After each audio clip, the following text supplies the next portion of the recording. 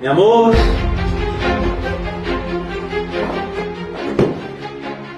Mi vida. Él es Jacobo, mi instructor de violín. Y Jacobo...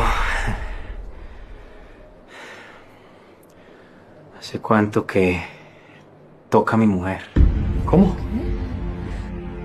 Perdón, las copas ya me están afectando. ¿Hace cuánto que tocas con mi mujer? Hace como 2 semanas. Sí, mi amor, él me está enseñando a tocar la pieza de nuestra boda. Pues eso va a estar bien difícil. Porque se necesita mucha agilidad para tocar como mi